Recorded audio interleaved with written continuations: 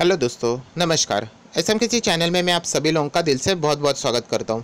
दोस्तों, इस वीडियो में हम लोग कवर करने वाले बहुत सारे डिफरेंट शेयर्स को, तो चलिए फटाक से इस वीडियो को स्टार्ट कर लेते हैं। बट उससे पहले एक इंपॉर्टेंट बात भी बताना चाहूँगा, जैसे कि आज के दिन के लिए आप लोग देख सकते 3 वीडियोज़ मैंने अपलोड कर दिए। अगर कोई नोटिफिकेशन आप तक नहीं पहुँची होगी 3 वीडियोज़ से रिलेटेड किसी भी वीडियोज़ की, तो नीचे आप लोगों को डिस्क्रिप्शन बॉक्स में लिंक दे रहा हूँ, ज़रूर इन वीडियोज़ को देख लेना। बहुत ही इंपॉर्टेंट है, जो कि आपके नॉलेज में गेन कर सकती है। उसी के साथ साथ दोस्तों, आप लोगों को थोड़ा सा थैंक्स भी कहना चाहूँगा। आप सभी लोगों को पता है मेरा दूसरा चैनल है स्टॉक मार्केट का क्लासेस करके, वहाँ पे 3 दिन हो चुके हैं एंड 1 लाख से ज़्यादा व्यूज़ यहाँ पे आ चुके हैं, जो कि मेरा एक नया लेटेस्ट वीडियो था जिसमें टेक्निक्स मैंने आप लोगों को सिखाई थी। बहुत सारे लोगों को अच्छा लगा वो वीडियो। अभी तक आपने नहीं देखा तो ऊपर आई बटन पर क्लिक करके ज़रूर इस वीडियो को देख लेना। बहुत सारी जो चीज़ें जो महंगे महंगे दाम के ऊपर आप लोगों को वो टेक्निक नहीं बताते, वो टेक्निक मैंने इसमें बताई है। तो ज़रूर देख लेना कि कौन से शेयर्स मैंने किस बदौलत आपके सामने पेश वहाँ पे किए हुए हैं। तो ऐसा ही सपोर्ट करते रहना दोस्तों। एंड अगर आप चाहो तो इस वीडियो को वापस दूसरों के साथ शेयर कर सकते हो, तो उनका भी फ़ायदा यहाँ पे हो सके। सो दोस्तों, यहाँ पे शुरुआत होने वाली है यहाँ पे महाराष्ट्र स्कूटर से रिलेटेड, क्योंकि बहुत सारे लोगों ने कमेंट सेक्शन में पूछा क्या ये स्टॉक में हम लोगों ने भी एंट्री करनी चाहिए। मुझे पता है इसके पीछे की वजह क्या है, क्योंकि रामदेव अग्रवाल या फिर मोतीलाल ओसवाल इन्होंने इस शेयर में एंट्री ली है, इसीलिए बहुत सारे लोग मुझे ये सवाल पूछ रहे हैं। मैं बार बार आप लोगों को बता चुका हूँ दोस्तों, खुद की एनालिसिस बहुत इंपॉर्टेंट है। देखिए, अगर आप बड़े लोगों को फॉलो करोगे एंड बाद में अगर वो उसमें से एग्जिट हो जाते हैं, उसमें लॉस हो जाता है, तो फिर आप लोगों को गलत भरा बुरा बोल देते हो, जो कि बिल्कुल गलत बात है। वो उनकी एनालिसिस होती है, वो कभी आपको बताते नहीं कि इसमें एंटर करो या एग्जिट करो। सो ये कहना चाहता हूँ, आप लोगों को कैसा लगता है ये कंपनी, ये बहुत इंपॉर्टेंट है। क्या ये फंडामेंटली स्ट्रांग है? अगर हम लोग इसका बिजनेस मॉडल देख लेते, क्या ये आगे भी काम कर पाएगा? मैंने बार बार आप लोगों को कहा है कि लॉकडाउन हटने के बाद कौन से बिजनेस चलेंगे, इसके ऊपर भी फोकस देना है। जो बिजनेस आपको समझ में नहीं आते, उसमें से जो टॉप की कंपनियां हैं उनको आप लोगों ने सिलेक्ट करना है। एंड इसलिए मैंने इससे रिलेटेड एक वीडियो भी बनाया था कि बड़े लोगों को ब्लाइंडली फॉलो नहीं करना चाहिए दोस्तों, वरना आपको नुकसान हो सकता है। प्लीज़ ऊपर आई बटन के ऊपर क्लिक करके ये वाला भी वीडियो देख लेना, जिसमें आप लोगों को बहुत सारे बदलाव आ जाएंगे। स्टॉक मार्केट का जो एक नज़रिया रिटेल निवेशकों का, ये चीज़ें उनको कोई नहीं सिखाते। हर वक्त सिर्फ एक ही बात उनके दिमाग में घूमती रहती है कि कौन से शेयर में एंटर करना है, कब एग्जिट करना है, प्रॉफिट मिलेगा या नहीं, लॉस हो रहा है, बस इसी चीज़ के। तो दोस्तों, ये चीज़ें बहुत इंपॉर्टेंट है। ये अगर चीज़ें आप लोग सीख गए ना, तो कुछ समय बाद आप लोग खुद ही एक्सपर्ट यहाँ पे बन जाओगे। तो वापस कह रहा हूँ, महाराष्ट्र स्कूटर, इस शेयर को आप लोगों ने डिटेल में एनालिसिस करना चाहिए। मैं तो यहाँ पे एंटर नहीं करूँगा, ऑब्वियसली बड़े लोग करते हैं, उनके पास एक्स्ट्रा नॉलेज ज़रूर होगा। बट यस, मेरी एनालिसिस के ऊपर ही मैं हमेशा शेयर खरीदना पसंद करता हूँ। कंपनी तो बुरी नहीं है, बट यस, कोविड-19 से रिलेटेड यहाँ पे इम्पैक्ट हम लोग को इस स्टॉक के ऊपर होते हुए देखने को मिला है। सो उसके बाद हम लोग यहाँ पे देख सकते हैं स्टेट बैंक ऑफ इंडिया। बहुत सारे लोग पूछ रहे हैं सर एसबीआई में क्या करें। आप सभी लोगों को पता है पीएसयू में मुझे कभी भी निवेश करना पसंद नहीं है। मैं बैंकिंग सेक्टर की बात कर रहा हूँ। एंड अगर उसमें पीएसयू में कभी करना है तो मैं एक ही बैंक बोलता हूँ, वो है स्टेट बैंक ऑफ इंडिया। क्या ये बैंक बंद हो जाएगी? नीचे लिख के रखना कि ये बैंक कभी बंद हो ही नहीं सकती। ऑब्वियसली सरकार को 1000 सवालों का जवाब देना पड़ता है। सो स्टेट बैंक ऑफ इंडिया हमेशा जिंदा रहेगी, बट आप लोगों को रिटर्न उस स्पीड से नहीं मिलेंगे। टाइम वैल्यू ऑफ मनी, कल ये स्टॉक 300 पे भी जाएगा, बट अगर वो 6 साल के बाद 300 पे जाएगा तो उसका क्या वैल्यू? इससे अच्छा तो मैं एफडी कर लेता। तो एक बात याद रखना कि इस कंपनी को लॉस में मत निकाल देना, क्योंकि पीएसयू में ही एक ऐसा स्टॉक है बैंकिंग सेक्टर में जिसके ऊपर आप भरोसा रख सकते हो, स्टेट बैंक ऑफ इंडिया। तो इवन तो अगर आपने इसको हाई लेवल पर भी खरीदा है, मुझे ऐसा लगता है कि आप लोगों ने यहाँ पे कंटिन्यू जरूर रहना चाहिए। एवरेज मत कर लेना, क्योंकि कितना समय लग जाएगा कमबैक करने के लिए, इससे रिलेटेड हम लोग कभी भी नहीं बता सकते। क्या फ्रेश बाइंग करें? तो बिल्कुल भी नहीं। फ्रेश बाइंग करना है तो प्राइवेट बैंक में आप जा सकते हैं, वहाँ पे भी मैं बार बार आपको बता चुका हूँ। मैं तो at least HDFC bank, ICICI bank and Kotak Mahindra bank, इन्हों को प्रीफर करता हूँ। उनमें से भी अगर आपको सबसे सेफ चाहिए तो एचडीएफसी बैंक को ही आप लोगों ने प्रेफरेंस देना चाहिए, ऐसा मुझे लगता है। फाइनल डिसीजन मैं आप ही के ऊपर छोड़ने वाला हूँ। उसके बाद दोस्तों, कल आप लोगों ने बजाज ऑटो के ऊपर यहाँ पे फोकस रखना चाहिए। ऑटो सेक्टर का बहुत बड़ा डेट फ्री कंपनी है बजाज ऑटो। कल अपने Q4 के नतीजे पेश करेंगे। ऑलरेडी सभी लोगों ने प्रेडिक्ट कर दिया रिजल्ट खराब ही आने वाले हैं। एंड ऑटो सेक्टर कैसे चल रहा है मुझे अलग से बताने की ज़रूरत नहीं है। सो यहाँ पे बजाज ऑटो के साथ साथ अगर आप लोगों ने कोई और स्टॉक के ऊपर कल फोकस रखना है तो उसका नाम है डॉक्टर रेड्डी। यस दोस्तों, डॉक्टर रेड्डीज यहाँ पे कल Q4 के नतीजे पेश करेंगे एंड बाजार ने इनके रिजल्ट अच्छे आने वाले हैं, इसका एस्टिमेशन ऐसा कर दिया है। अभी हकीकत में कैसे आएंगे वो हम लोगों को कल ही देखने को मिलने वाले हैं। सो इवन दो ये स्टॉक आपके पोर्टफोलियो में रहे या ना रहे, इन स्टॉक के ऊपर आप लोगों ने फोकस रखना चाहिए। क्योंकि अगर मैं बात करूं बजाज ऑटो जैसी कंपनियां, डॉक्टर रेड्डीज जैसी कंपनियां आपको निफ्टी 50 में देखने को मिलती है। यस दोस्तों, ये इंडेक्स के स्टॉक्स है, तो इनमें अगर कुछ भी अगर रिजल्ट 19-20 हो जाता है तो अगर बहुत ज़्यादा उतार चढ़ाव आ जाता है, सो निफ्टी 50 में भी हम लोगों को इंडेक्स में भी बहुत ज़्यादा यहाँ पे बदलाव होते हुए देखने को मिल सकता है। इसीलिए मैं आपको कहता हूँ कि इन स्टॉक्स के ऊपर आप लोगों ने फोकस रखना चाहिए। उसी के साथ साथ बजाज फिनसर्व, इस स्टॉक को भी आप लोगों ने कल क्लोजली मॉनिटर करना है। उसी के साथ साथ और 2 स्टॉक्स है, और एक नाम लेके आना चाहता हूँ, Bajaj holding and investment, and अगर तीसरा स्टॉक और एक है तो कोलपाल। यस दोस्तों, इन सारे स्टॉक्स के ऊपर आप लोगों ने कल नज़रें रखनी है, क्योंकि कल इनके प्राइस के ऊपर आप लोगों को बहुत ज़्यादा हलचलें देखने को मिलेगी। कल इवेंट इनके लिए अगर मैं बात करूँ तो Q4 के रिजल्ट कल तो नहीं है, बट येस परसों इनके रिजल्ट आने वाले हैं। सो 2 दिन बाद इनके रिजल्ट आएंगे, तो एक दिन पहले ही कभी कभी हम लोग को रिएक्शन देखने को मिलता है। तो इन स्टॉक के ऊपर आप लोगों ने नजर रखनी है, एंड तीनों की तीनों फंडामेंटली स्ट्रॉन्ग शेयर है, तीनों की तीनों। तो इसीलिए इन स्टॉक्स के ऊपर आप लोगों ने नजर रखनी है। और भी रिजल्ट है बट वो यहाँ पे इतना इंपॉर्टेंट नहीं है। उसके बाद अगर हम लोग बात करें दोस्तों, फाइनली रुचि सोया, जो इतने दिनों से लगातार हम लोग को भागते हुए देखने को मिल रहा था, आज हम लोगों को यहाँ पे 5% के लोअर सर्किट में आते हुए देखने को मिला है। सो अभी बहुत सारे लोगों को यहाँ पे हाई लेवल पे माल मिल चुका होगा। अभी यही देखना है कि ये स्टॉक कहाँ तक लोअर सर्किट बनाते बनाते नीचे आ जाता है। मैंने मेरा जो अलग से वीडियो दिया था रुचि सोया के ऊपर भी, आप लोग यहाँ पे देख सकते हैं, रुचि सोया के ऊपर मैंने एक अलग से वीडियो बना दिया था, जो मेरे दूसरे चैनल के ऊपर है। आई बटन पे क्लिक करके ये वाला भी वीडियो देख सकते हो। इसमें मैंने क्लियर कट बात कहा था कि अगर आपको रुचि सोया में एंटर करना है तो कौन से लेवल पे एंटर करना है। जब ये स्टॉक ऊपर जाएगा, एक ऐसा लेवल रहेगा जहाँ से ये नीचे गिरेगा, एंड वो लेवल गिरने के बाद वहाँ पे ट्रेडिंग शुरू होना चाहिए। उसके बाद आप लोग सोच सकते हो।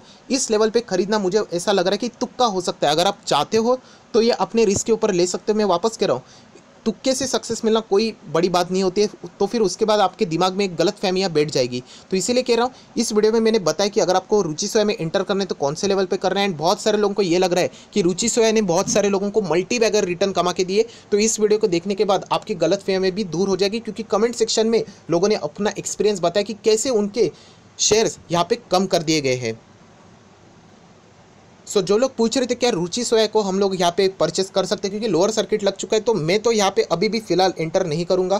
कंपनी बहुत ही अच्छी है, बट इसको सेटल होना चाहिए ऐसा मुझे लगता है। इस लेवल पे खरीदना ये एक तुक्का साबित हो सकता है। अगर आप तुक्का लगाना चाहते हो तो आप अपने दम के ऊपर लगा सकते हो। उसी के साथ साथ थोड़ा सा और आगे जाएंगे, एंड यहाँ पे बहुत सारे लोगों ने रिक्वेस्ट किया था उज्जीवन स्मॉल फाइनेंस बैंक, इसके रिजल्ट यहाँ पे आ चुके Q4 के रिजल्ट। एंड मैं आप लोगों को कहना चाहता हूँ कि अगर EPS की बात करें हम लोग को नीचे जाते हुए देखने को मिल रहा है। अगर ग्रॉस NPA की बात करें तो यहाँ पे बढ़ चुके हैं, बट कुछ अच्छी बातें भी कंपनी के रिजल्ट में है, जैसे कि नेट NPS कंपनी ने इंप्रूव कर दिए, अच्छा खासा गिरावट देखने को मिल रहा है। एंड सबसे इंपॉर्टेंट बात दोस्तों, जो कि मुझे भी इस कंपनी ने सरप्राइज करके बताया कि कंपनी के रिजल्ट बहुत ही शानदार पॉजिटिवली आ चुके हैं। यस दोस्तों, कंपनी के जो प्रॉफिट है उसमें हम लोग को ज़बरदस्त जंप देखने को मिली है, जो कि मैंने भी एक्सपेक्ट नहीं किया था। आप लोग यहाँ पे पढ़ सकते हो, Ujjivan small finance bank stand alone net profit लगभग 14.69% तक का जंप यहाँ पे दिखा दिया है। सो वापस कहना चाहता हूँ, ये जो मुझे भी लगा था, मैं भी सरप्राइज हुई, इतने अच्छा प्रॉफिट ये दर्ज नहीं कर पाएंगे ऐसा मुझे भी लगा था,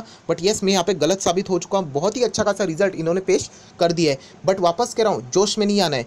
Q4 के रिजल्ट बहुत सारी कंपनी के अच्छे अच्छे आ चुके हैं, बट सभी लोगों की नज़रें है Q1 के रिजल्ट, सो इसको भी कंसिडर करना है। एंड इनका बिजनेस मॉडल है स्मॉल फाइनेंस बैंक, सो Q1 के रिजल्ट में बहुत सारी चीज़ें हम लोग को अफेक्ट होते हुए देखने को मिलने वाली है। सो इसीलिए जल्दबाजी भी महंगी पड़ सकती है। बट अगर रिजल्ट की बात करो तो येस, Q4 के रिजल्ट कंपनी ने बहुत ही अच्छी तरीके से यहाँ पे पेश किए, जो कि हम लोगों ने यहाँ पे देख लिया है। उसी के साथ साथ थोड़ा सा नेक्स्ट आ जाते हैं SBI कार्ड। यस दोस्तों, बहुत सारे लोगों ने पूछा है इस स्टॉक में क्या करना है। मैं डेली बेसिस के ऊपर SBI कार्ड को कवर करता हूँ। अभी भी मैं कह रहा हूँ SBI कार्ड में निवेश करना ये जल्दबाजी हो सकती है। कंपनी बहुत ही फंडामेंटली स्ट्रॉन्ग कंपनी है, बट कोविड-19 आप सभी लोगों को पता है Q1 के रिजल्ट कैसे रहेंगे वो भी हम लोगों को पता नहीं। Q4 के रिजल्ट भी इतने अच्छे नहीं थे, तो हम लोगों को वेट करना चाहिए, इंतज़ार करना चाहिए, ऐसा ही मुझे लगता है, जो कि मैंने आपके सामने यहाँ पे अपनी राय रख दी है। उसके बाद हम लोग आ जाते हैं बहुत ही बड़ा शेयर DMart एवेन्यू सुपरमार्ट। सो जो लेवल्स मैंने लास्ट टाइम भी कहे वही लेवल आपको याद रखने, 2100 लेवल, 2000, 1900। हालांकि बहुत सारे लोगों ने बताया सर 1900 तक ये आएगा नहीं, जो कि मुझे भी लगता है, बट इस लेवल पर खरीदना बहुत ही रिस्की हो सकता है, क्योंकि इस लेवल पर वो कंसिस्टेंटली एक कंसोलिडेटेड फेज में ही है, एक रेक्टेंगल बन चुका है। सो यहाँ से अगर गिरावट आ जाएगी तो वो जोरदार आएगी, बट येस वो गिरावट का फ़ायदा उठाना है, क्योंकि इतने बड़े गिरावट में कंपनी ने खुद को अच्छा खासा मैनेज किया है। तो आगे आने वाली गिरावट में अगर आप इसको एक्यूमुलेट करोगे, बाय एंड डिप्स की स्ट्रैटेजी यूज़ करोगे, तो लॉन्ग टर्म में ये आपको अच्छे खासे रिटर्न ज़रूर दे के जा सकता है। उसके बाद अगर हम लोग बात करें आईआरसीटीसी की, आईआरसीटीसी में कल लोअर सर्किट हम लोगों ने देखा था, आज वापस रिज्यूम होते हुए देखने को मिल रहा है। बट वापस कह रहा हूँ, यहाँ पे कोई जल्दबाजी नहीं करनी चाहिए, ऐसा मुझे लगता है। 1000 के नीचे जब आ जाएगा तो थोड़ी थोड़ी क्वांटिटी उठाने के लिए ठीक ठाक रह जाएगा। इस लेवल पे खरीदना अभी भी बहुत ज़्यादा रिस्की लगता है, महंगा लगता है, क्योंकि कंपनी का बिजनेस ही नहीं चल रहा है, कंपनी पूरी बंद है। आप सभी लोगों को पता है, कोई भी रेलवेज नहीं चल रहे। जितने भी रेलवेज चलाए गए उसमें से 85% तक का खर्चा वो भी सरकार उठाने वाली है। सो आप समझ सकते हो कि कंपनी की जो रेवेन्यूज़ रहेंगे वो हम लोग को इतने ज़बरदस्त देखने को नहीं मिलने वाले। तो इसलिए कह रहा हूँ, ओवर एक्साइटमेंट नहीं होना चाहिए, आप लोगों ने थोड़ा सा इमोशन को कंट्रोल में रखना चाहिए। कंपनी है तो बहुत ज़बरदस्त, बट क्या करें, सिचुएशन को देख के हम लोगों ने फिलहाल वेट करना चाहिए, ऐसा ही मुझे यहाँ पे लग रहा है। सो दोस्तों, थोड़ा सा अमेरिकन बाजार के ऊपर भी नज़र डाल लेते हैं। अभी वीडियो बना रहा हूँ लगभग 10:19 के ऊपर। तो यहाँ पे अमेरिकन बाजार नॉर्मली फ्लैट ही चल रहा है, इतना कोई बड़ी गिरावट नहीं, 0.28% की गिरावट है। शायद से चित्र कभी भी चेंज हो सकता है, कभी भी ऊपर जा सकता है, नीचे जा सकता है, क्योंकि न्यूज़ बेस के ऊपर यहाँ पे मार्केट बहुत ही अच्छा खासा चल रहा है। कल के दिन हम लोगों ने लगभग 900 पॉइंट्स की रैली देखने को मिली थी, एंड वो थी कोरोना वायरस से रिलेटेड जो वैक्सीन थी, उसका फर्स्ट ट्रायल बहुत ही गजब का सक्सेसफुल हो चुका है। अभी जुलाई में हम लोग होप करेंगे कंपनी सक्सेसफुली सेकेंड ट्रायल भी कंप्लीट कर ले एंड फाइनली अनाउंस कर दे कि वैक्सीन आ रहा है। हालांकि पूरा वैक्सीन बनने में एंड हम तक पहुंचने में काफ़ी समय लगेगा, बट येस, ये न्यूज़ भी बहुत ही राहत देने वाली रहेगी, जो कि हम लोग आगे जाके कुछ थोड़ी सी उम्मीदें रख सके।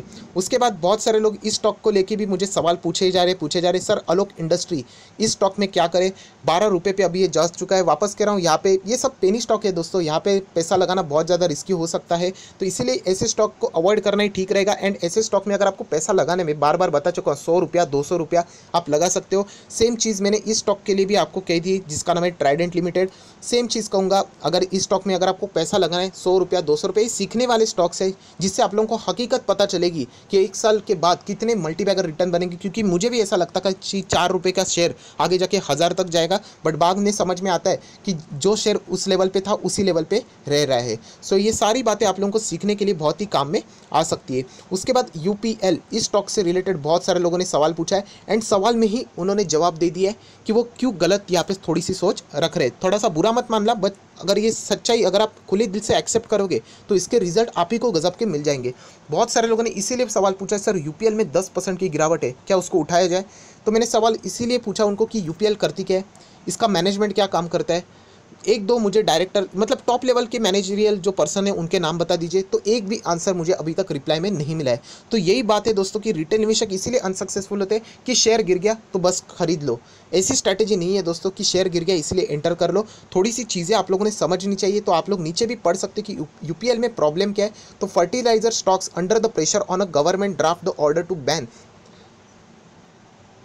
Selected incentives. तो इसके वजह से ये कंपनी यहाँ पे हम लोग को गिरावट में आती हुई देखने को मिल रही है। सो ऐसे सिचुएशन में पढ़ना मुझे लग रहा है बहुत ही रिस्की हो सकता है। अगर आप इसके चार्ट पैटर्न भी देख लो, मैं आपको 5 साल का चार्ट पैटर्न थोड़ा सा ओपन करके दिखाना चाहूँगा। तो यहाँ पे हम लोग देख सकते हैं बिल्कुल फ्लैट यहाँ पे फिलहाल देखने को मिल रहा है 5 साल में भी यहाँ पे।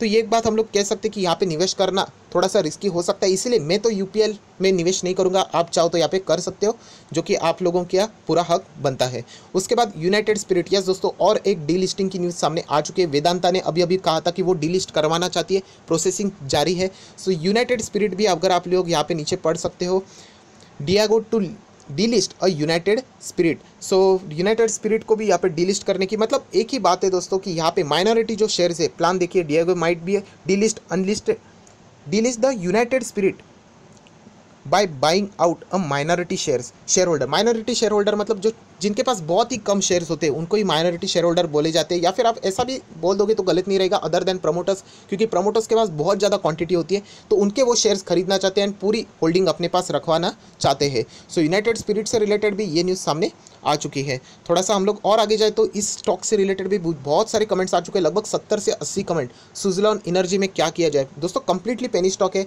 वापस दिखाना चाहता हूँ 5 साल का चार्ट पैटर्न, पूरी तरीके से ये माउंटेन ऐसा नीचे जा रहा है। तो क्या एक्सपेक्टेशन आप रख रहे हो? बिल्कुल भी कोई निवेश नहीं करना है। अगर आपको लगता है कि ये स्टॉक, बहुत सारे पूछ रहे थे सर, बताया जा रहा है कि इस स्टॉक का टारगेट 1000 हो जाएगा, एक काम कर लेना, सिर्फ 10 रुपया डाल के देख लेना कि ये 10 रुपये आपका कितना जाके आगे बढ़ जाता है। सो अगर ये 10 रुपये हकीकत में आपका 100 तक जा जाता है तो आप खुद ब खुद चीज़ें समझ जाओगे। तो इसलिए कह रहा हूँ ऐसे स्टॉक में कोई निवेश नहीं करना होता है। सीखने के लिए ठीक है, जो कि आप लोगों को मार्केट की सच्चाई बता देते हैं। सो दोस्तों, आप देख सकते हैं बहुत सारे डिफरेंट स्टॉक मैंने यहाँ पे कवर किए एक ही वीडियो में, लगभग 15 मिनट की वीडियो हो चुकी है।